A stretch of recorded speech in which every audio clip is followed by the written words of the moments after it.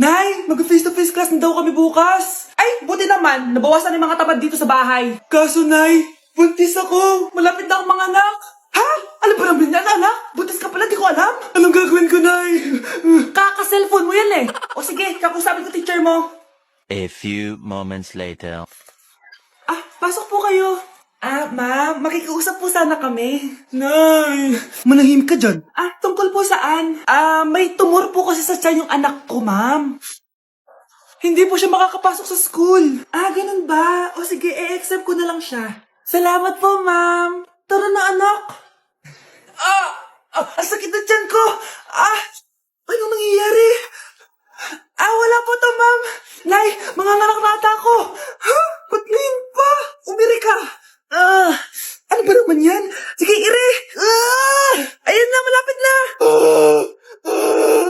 Akala ko ba tumor? Ayun na, ayun na. Grabe na talaga yung mga bataan ngayon. Nagsisibuntisan na. Ang dami natin na pamilya, anak. Oo nga, Nay. Ang aesthetic nito. May ootsedi na naman ako. Anak, sino yun? Mukha silang masamang tao, Nay. Papunta sila dito, anak. Takbo na tayo. Sige, Nay. Anak, palasan mo. A few moments later. Ano to? Bakit ko kami kinidnap? Anong gagawin niya sa amin? Mukhang mamahalin yung dala niyong gamit dyan Marami kayong pera, no? Bobo ka ba?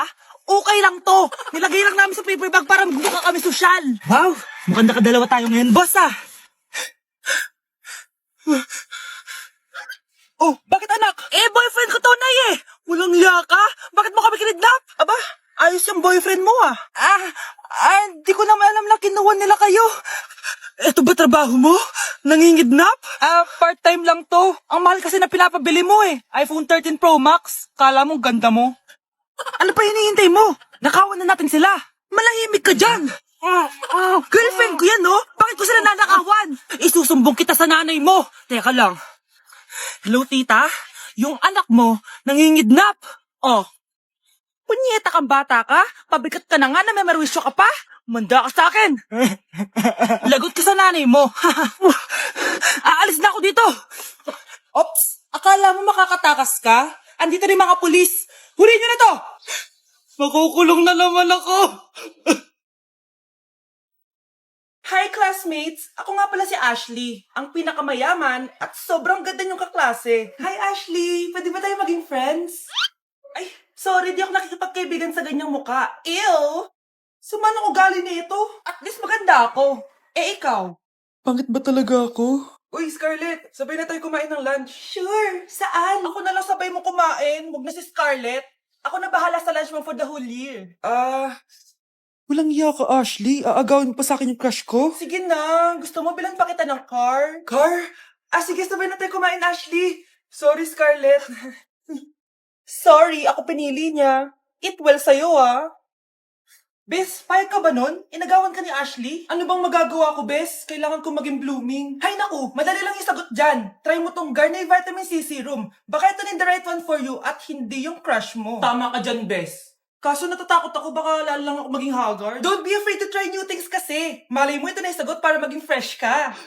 Sabi mo yan, OMG, ang fresh na ni Scarlett. Ano kayang ginawa niya? Paano siya naging fresh? Hindi pwede to. Oh, ano ka ngayon, Ashley? Mas fresh na si Scarlett kesa sa'yo.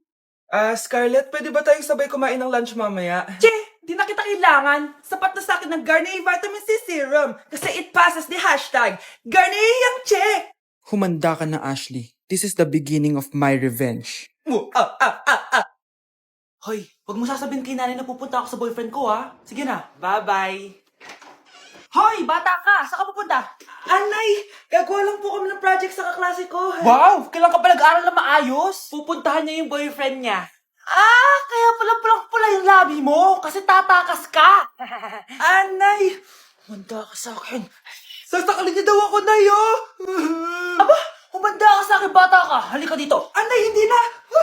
Nay, nawala daw ni Kuya yung Tupperware mo. Ano? Nawala niya yung pinakamamahal kong Tupperware? Humanda sa akin ng kuya mo. Nasaan yan?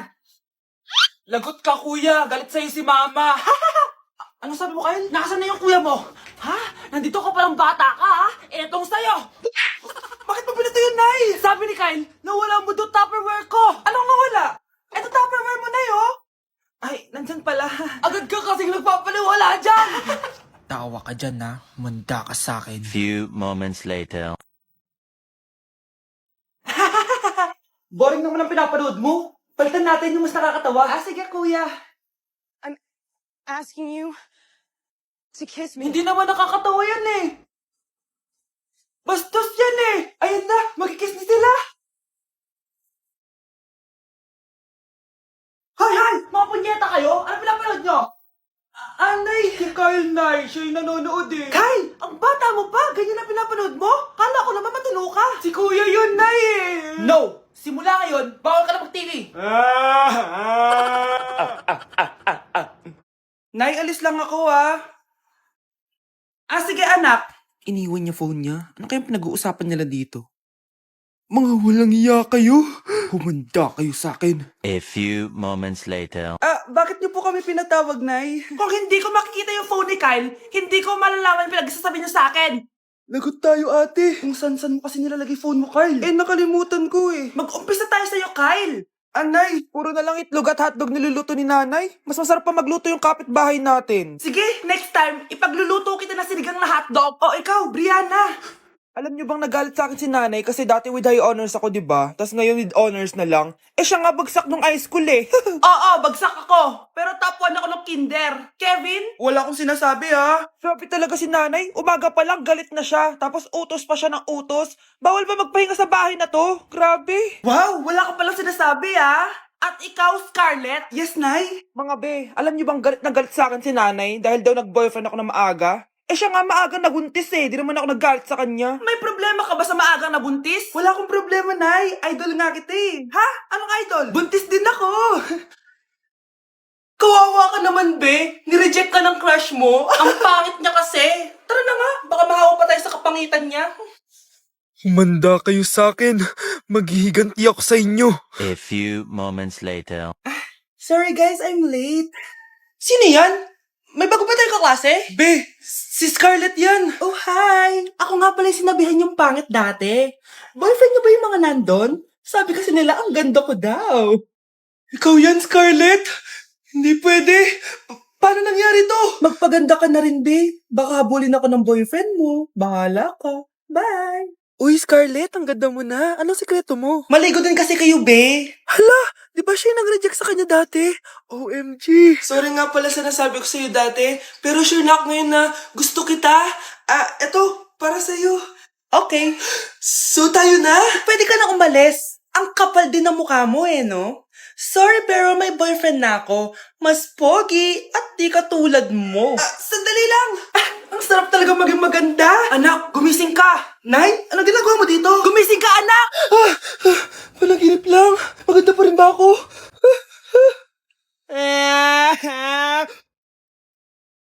Bakit di sumasagot jowa ko?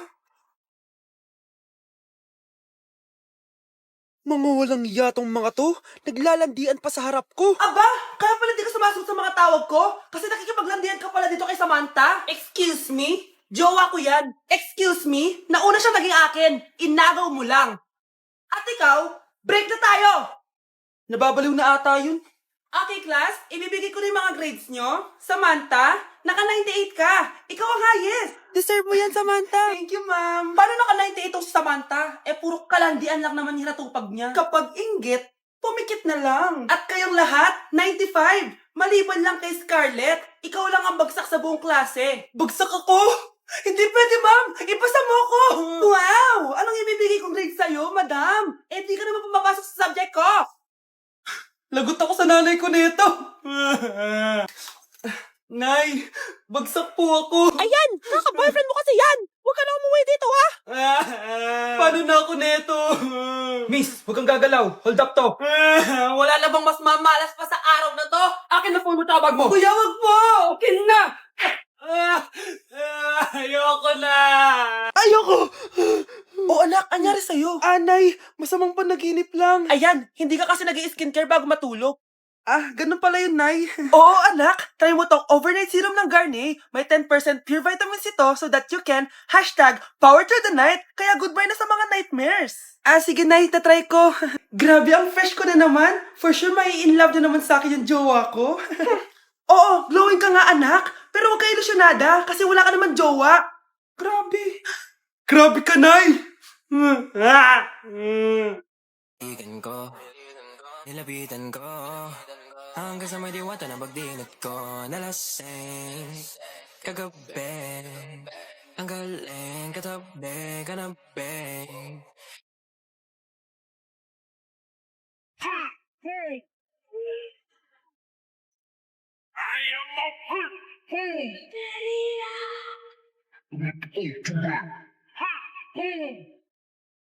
Ano ba naman tong mga restaurant na to? Puro magjowa nandito. Jowa-jowa pa kayo, maghihiwalay din kayo. Kala nyo forever kayo, maghihiwalay din kayo. Peter naman net. Bahala nga kayo dyan. Ma'am, menu po.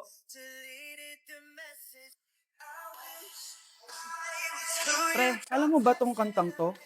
I actually wrote that song. Talaga? Hala, Yeah. idol kita! Ang random mo naman. Ba't nandito ka sa Philippines? I'm actually here just to see the Philippines. I've always wanted to come and just say thank you to everyone who's been supporting me and my music. Drunk text is really painful. Is there something behind that song? Yeah, it's about a friend who I always wish I was more than friends with, but they didn't feel the same way back. Did you try any Philippine foods while you're here? Yes, How was it? so good. The food here is Right. incredible. I just want to stay here forever. The food's so good. Thank you so much for visiting Philippines and good luck. Thank you guys so much for all the support in the Philippines. I appreciate it so much, and I'll be back soon. Good luck on your journey Thank and you. thank you so much. Sige, order na lang tayo. Ano gusto mo dyan? Ito, tsaka ito. Miss, lahat po na nasa menu.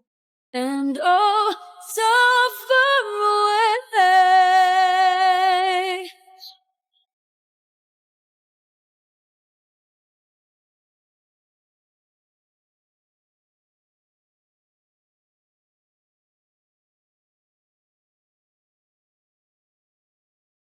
First and the truth comes second. Just stop for a minute and smile.